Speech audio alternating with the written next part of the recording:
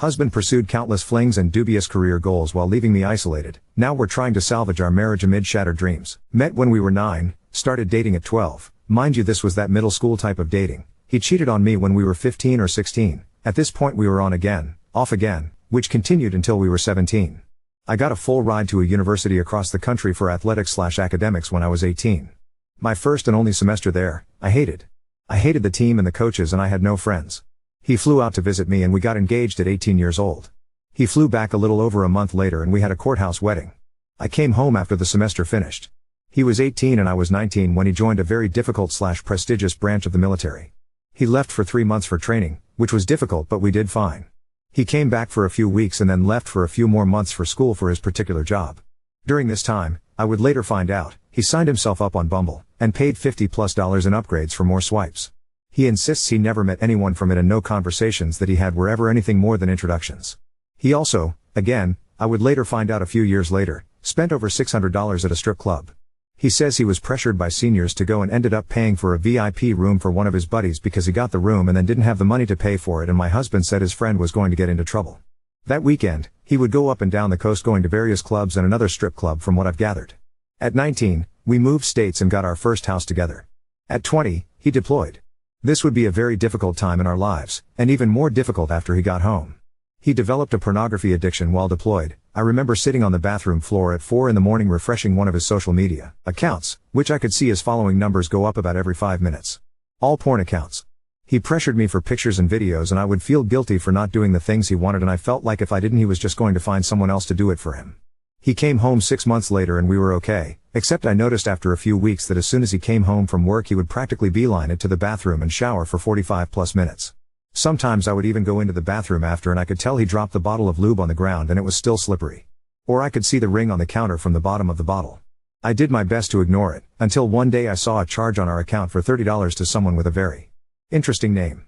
I confronted him and he immediately looked away, took in a deep breath, brushed his hand through his hair and sputtered out a quick excuse that it was his buddy's wife who bought them all lunch during work. I don't know why, but I said okay and left it at that. He got up a few minutes later saying he felt sick and went to lay down. I got a text from him an hour later saying he was sorry and that he developed a pornography addiction over deployment and he sent money to a girl for her premium Snapchat or something. He says he felt so guilty he didn't even look at anything and he deleted her right after he sent the money. I realized that the day this transaction took place, he had bought me flowers. He has never done that before, not even on any special occasions. From here on, the dates get confusing for me. I don't remember what happened first or when or how far apart, but I'll do my best to include as much information as I remember. Sometime later. Maybe weeks, maybe months. I woke up to a message from an old acquaintance on a certain social media. I think we were still 20 or maybe 21. I don't remember what exactly she said, something along the lines of he wanted you to know Forex said this to me or something like that. He had messaged her the night prior, whilst drinking at a friend's house down the road, that he loved and missed her. I wish so badly I could remember more, but for some reason I can't. I know she said something like, "You can't be saying this, you're married," and he said something along the lines of, "I don't care." I screamed at him to wake up, but he was still drunk. I told him I wanted a divorce. I locked myself in the bathroom and hurt myself because I wanted to feel anything other than how I felt at that moment. I don't know how much time passed.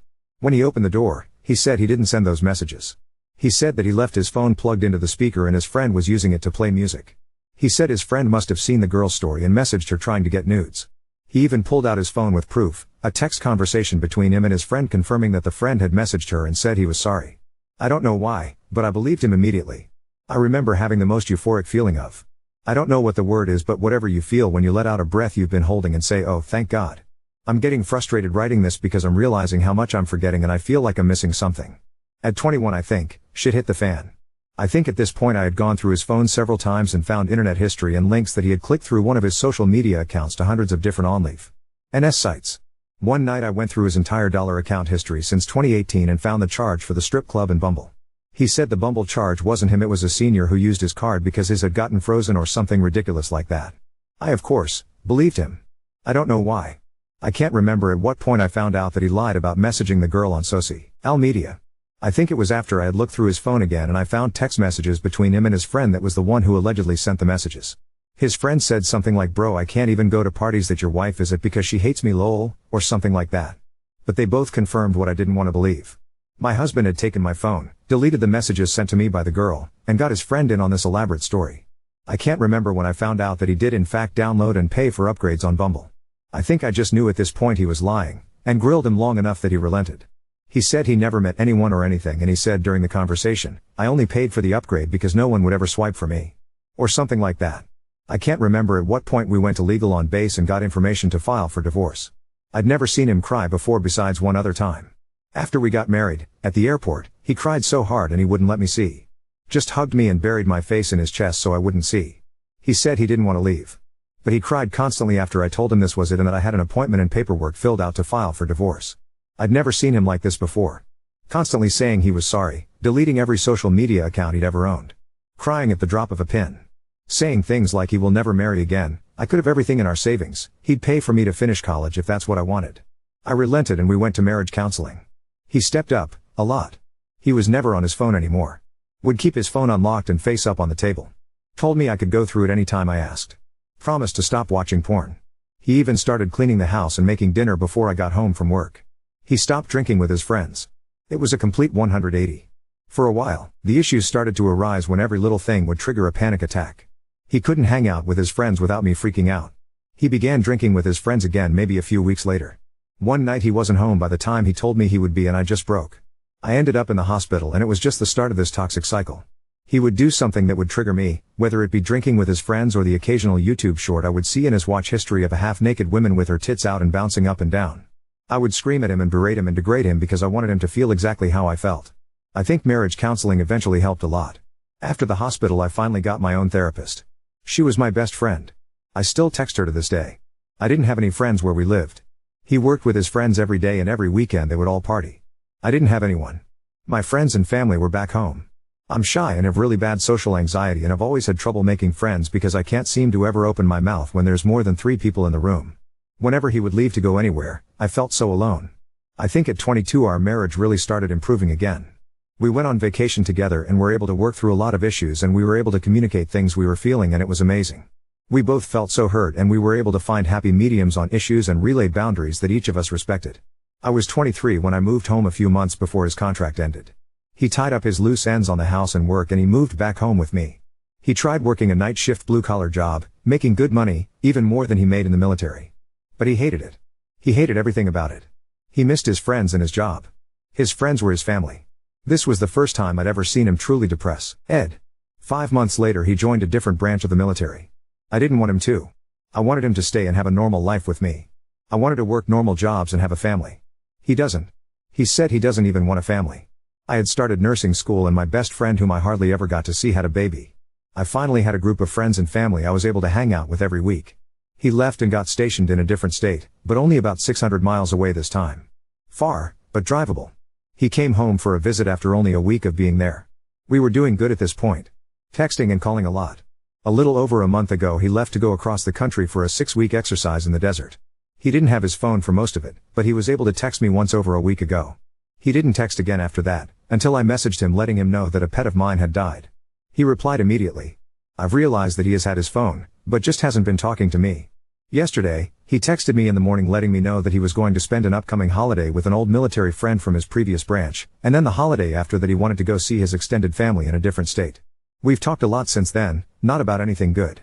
I've asked why he's pushing me away and he said he's focusing on his goals. I said I felt like I was being put on the back burner until he was ready to acknowledge me and our marriage, and I tried to tell him he didn't have to be alone and that I would support him. He said, "You can't though. You say you can but you didn't support college or the CIA, so I kind of felt I should just do this alone and get rid of some of the negativity." And I realized he was right. He brought up college when we were about 21 maybe 22 and I actually scoffed at him because I didn't realize he was being serious.